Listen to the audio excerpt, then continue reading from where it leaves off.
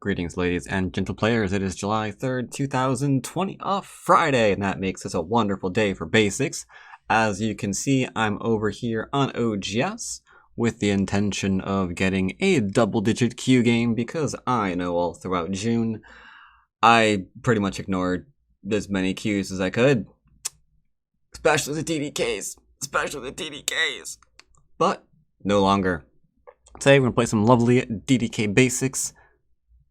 That way, if there's any newer players working on improving and getting past that DDK range, give you guys some ideas on what to work on. Alright, got a game here against Gong, a 10Q. Go ahead and smash down a 4-4 point. Probably going to use double 4-4 points for my open. I could use a 3-4 in approach. I think I'll do 4-4. 3-4 tends to get into some Joseki choices that are kind of meh. Got my little drawing tool ready to go. And since everything's 4-4, it doesn't really matter. I can 3-3, but we're not going to do that. I think that is a very, very bad idea for DDKs. Instead, we're going to learn direction of play. We're going to learn what's large. And we're going to learn shapes. If you do not have all of these three firmly under your tool belt, or in your tool belt, I guess, then trying to do the new stuff like the 3-3s will only get you killed. So we're going to approach on the outside. I anticipate he'll back off, and then I'll back off as well, like, yeah, sure. Nice and simple. Listening to some lo-fi tonight.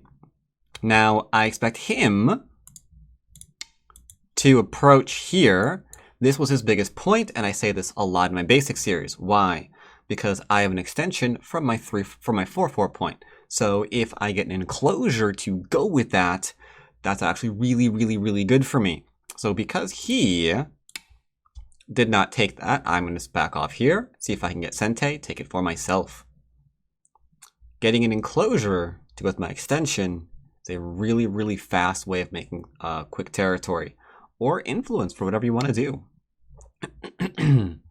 So I could play over here, Absolutamente. If I play here, he could play here though, and then we're getting into a dual framework kind of game. Or I can play here instead and try to ensure that he can't make a framework and expect him to do the same thing. So right now, I'm in the driver's seat. I get to decide how this game is going to go. I think I will take the large point and we can do framework versus framework game and then just show where the large points are.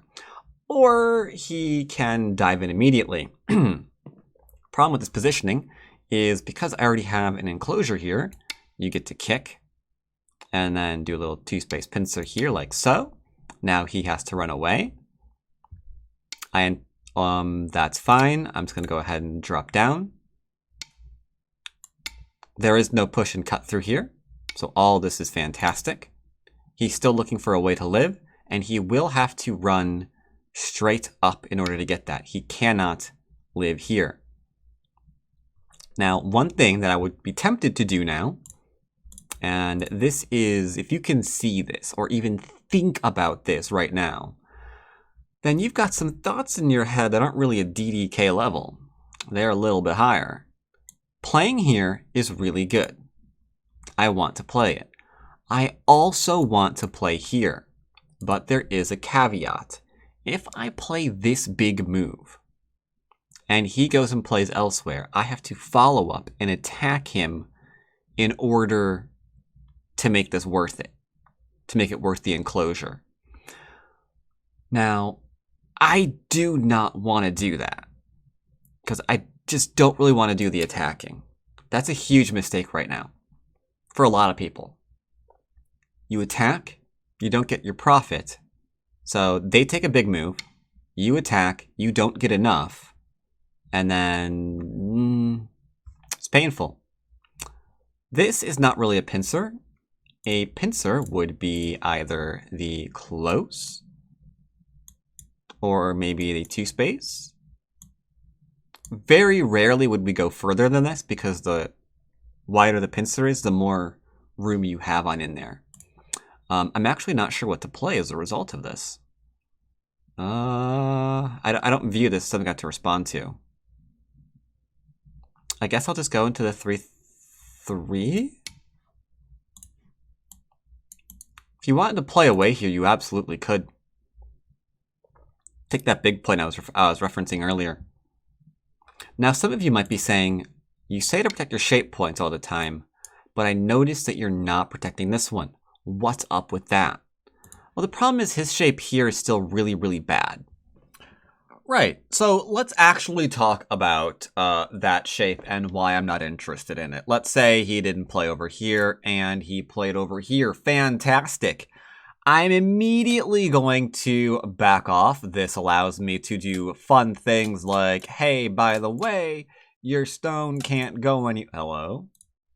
Your stone can't go anywhere. It's completely dead. So don't have to worry about that. But then you might say, well, what if he then plays up here? Obviously, because it's his turn, therefore he cannot do such a thing. Well, then we can just squeak on over in here, and there's a liberty shortage. If he plays bonk, bonk, he goes bonk, bonk, and now he's dead. So can't do that one. If, on the other hand, he tries to do this, again, meets with the same sad fate. This little diagonal, right here and right here, that is not a very, very strong shape. And in fact, this little attachment to it is very, very common to deal with it. Now, if he plays here, you might say that you're going to connect, and then it doesn't work anymore. Clearly, I've misread. Not entirely true. If he goes after the one stone, it just doesn't matter. I connect, he plays here, takes, and he's still dead. Even if he wasn't dead, for whatever reason, I could still connect and still get more than enough shape to make sure that my bottom group is alive. That said, it is dead, so I don't have to worry about this in the slightest. That's all. Alright, so I'm going to connect back this way. There's no reason to like drop down here since there's no stone here to undercut you with, so I'm just going to go ahead and connect.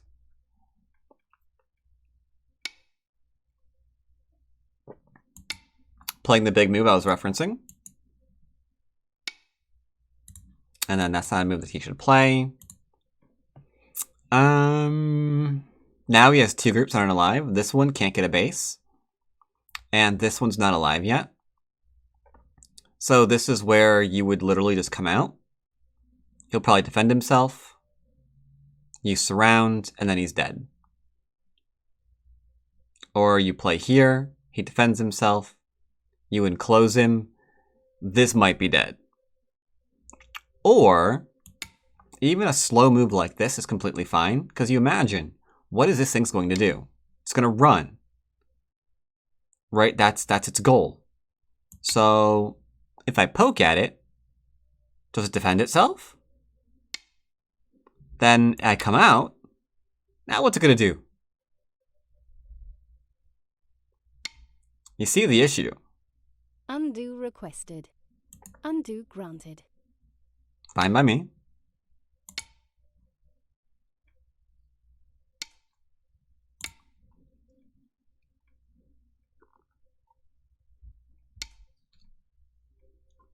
Now, in basics games, never possibly try not to kill. So, here's what I'm going to do. This is just dead 100 different ways. We're just going to ignore it for now. Next largest point, because he's defending himself this way, is to defend this cutting point. So I'll defend it by making my group stronger. I could just connect solidly. I'd rather jump up.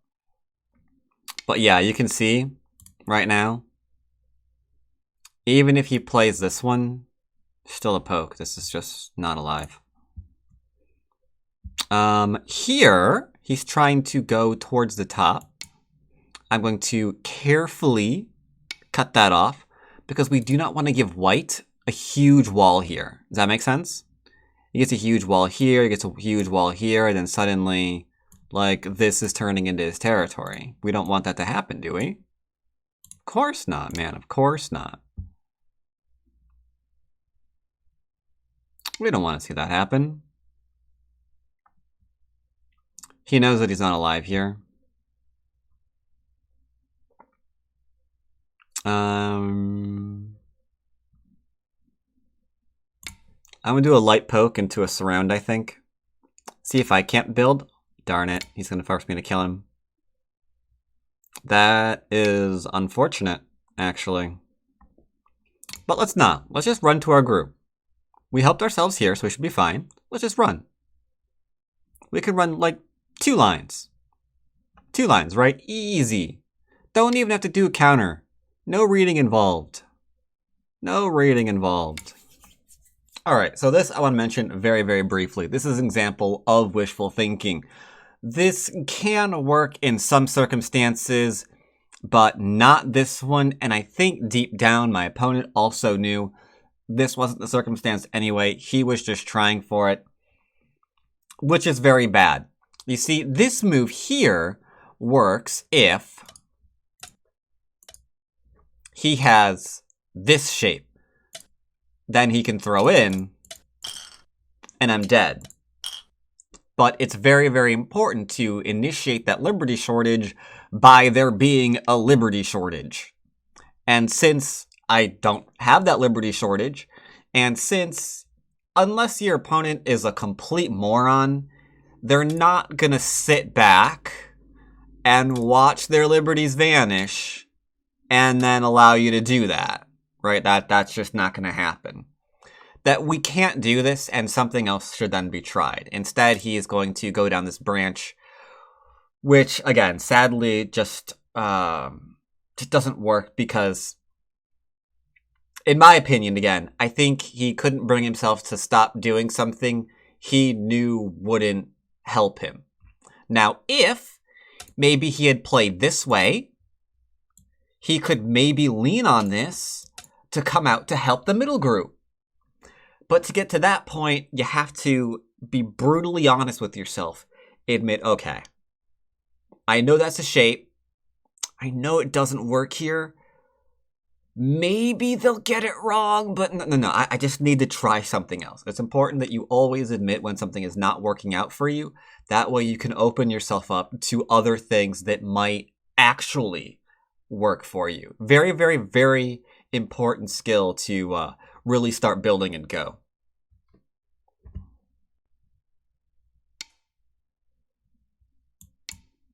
Atari. And take. If he cuts, we're fine. And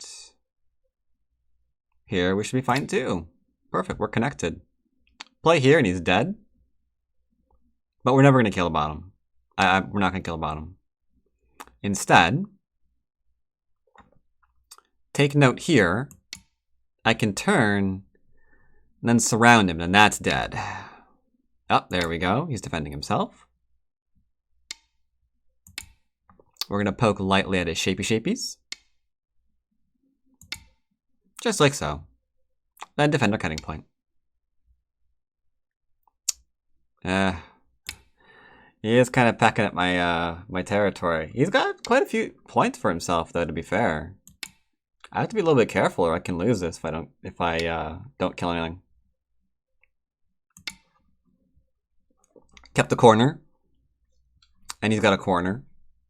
I got this, he's got some of this, and I've got this. So I think we're okay still.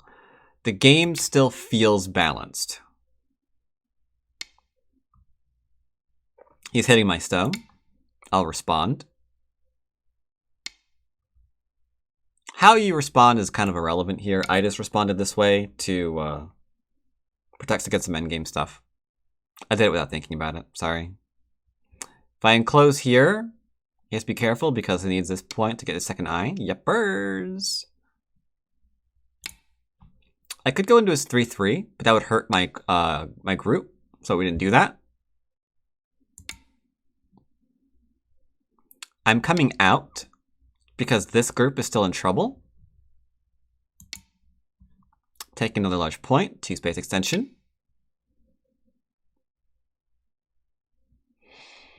Not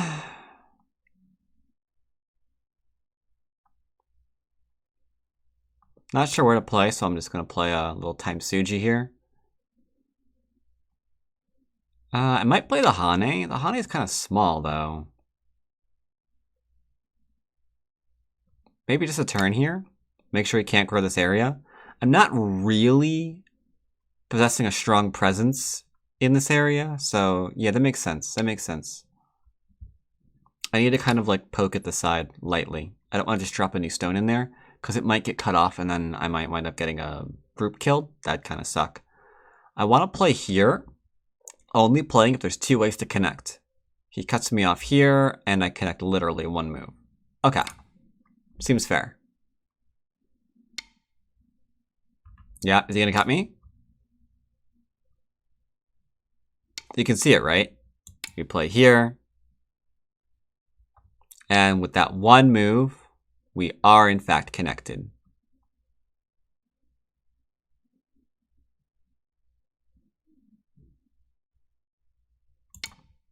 So yeah, we are in fact connected. This, he cuts me, we Atari straight down, he's dead. So I can go over. And now we can go into endgame. So for endgame, oh, never mind, not yet. I think he read that out too. I think he noticed. Did he notice? That's wild. That is wild. Here, for noticing, I think he just defended against that move. So for noticing that, Sente for him. Gave it back to me, okay. So, for endgame, let's talk endgame. Endgame is all about a war of Sente. Want to find out what moves are big in the Sente. So we've got here, here, here, here, here, and here. So the question is, which ones are Sente? This one feels kind of small because I get a 2-space extension. I get a 2-point jump, whatever, who cares? This is threatening to dive way in. Seems big. Now, we're not going to clamp here. So this is actually a really, really big thing that a lot of people all the way up to Dawn level sometimes get wrong. You see this, and then you imagine like, well, yeah, I mean, we're going to get this in. But, I mean, I can play here, right? Because if they drop down, then, hey, I get to kill them. So I look like I'm pretty deep in their territory. So I could clamp, and they've got to protect, and then I could go under, and then the Atari... And then I've just lost Sente. That's a problem. But maybe you reduced enough for it to be worth it. So let's take a look at that a little bit more. Let's imagine here. This result means M19, 18 are... 2 there are gone. Right, cool. But we lost Sente. If we play here, they back off. Because if they Hane, oops, they're dead. So they back off here. We push... Well, now that's interesting, isn't it? Hello? Well, that's interesting then, isn't it? Because this is with the Hane. This is with the clamp. You'll notice the only difference here is this 1 point here. This is 1 more point of territory for white between the clamp, where we lose Sente, and the Hane, where we keep Sente. So if Sente is worth even 1 point on that board, you don't want to do the clamp. And here it's worth way, way more. Because here we can push, that was immediately worth it. Here we can go and get this, immediately worth it, etc., etc., etc. So Hane for endgame, 9 times out of 10, don't clamp. Now I could push again. That's cool. I can push through here, or threaten to, so we'll take it. Otherwise, I cut this group apart. Now, this one's kind of interesting. I could play here, he hanes, I connect. Might not be Sente though. If I play here, however, I'm threatening a monkey jump. That's pretty big. So I'm going to take this one instead. I'm more comfortable with it. Now I can hane. I can threaten to come in again. I can threaten to kill the stone. That seems like it was endgame. Same here. I can push. I can Atari. I can still Atari. That seems like it was Sente. Since this is still something that I don't feel like is very large, I'm going to do a push here. He's going after one stone. We're going to ignore him. That way we can hane again. And once more. That was Sente. Now I'm going to go play the other move that I mentioned. Well, my voice does whatever this is.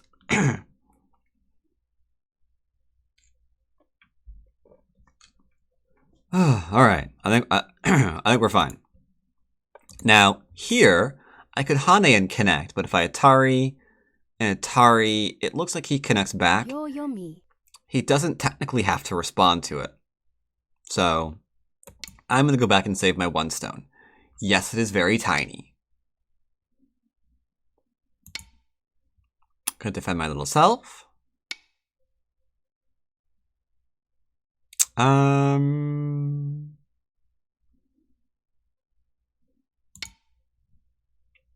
Do a little bit of a defense. He's poking me. Great, great, great. But from here, we're going to go directly to the end of the game.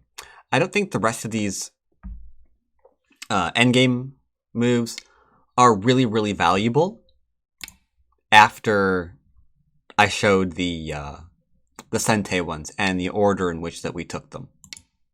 So join me again for review.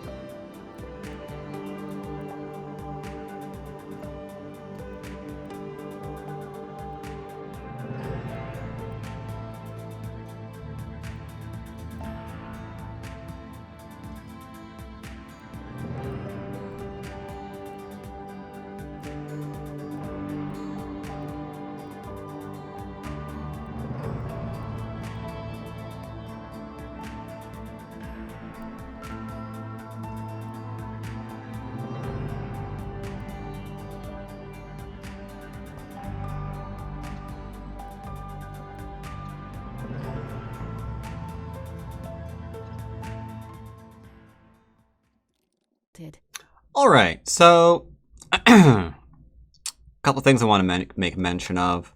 Again, highlights of this game. One was playing here. Not such a great idea. Usually you would play here in order to get a base, or you would invade here instead. But ideally speaking, you would prevent the enclosure from even being played, because there's an extension already here, so you block the enclose. That is the ideal. If you're going to play this way, then you kind of need to take your own, and then it's going to be like framework, essentially, versus framework. Very, very close to being similar positions. But yeah, here it's really unfortunate because like all you can do is run, and if you do that, you're just kind of like this stick pattern that can be attacked later. It's kind of like really, really awkward. The pincer there we mentioned. No need to go over that again. And last but not least, yeah, once again, danger with having all of these weak stones is that I can essentially completely surround this group now, because this can't really do much. And there's just no way for it to live. Actually, no, don't play with your food, just kill it. Yeah, there's just no way for that to live, sadly. So yeah, that would have all died. That said, we didn't have to kill it. We just took care of ourselves, watched our shapes, watched our little cutty points. We did do a little bit of light poking. We kept awareness of what our opponent was trying to build up. Where was it? At this point, for example, let's say I went into a small move here. He might play this one into this one and start growing on top of the board. Like, oof. Suddenly there's a kind of a wall up to the 8th line. That's a bit of a yikes. That is a bit of a yikes. And now I gotta figure out how I'm gonna reduce all that. Gotta figure it out. This board is not that difficult though, is it? You'd probably poke here. And then you would play on the sector line, close sector line, attacking both groups simultaneously. He defends, and then you can use that like as an excuse to go in deeper. Something like that, maybe? I don't know. Anyway, let's play again.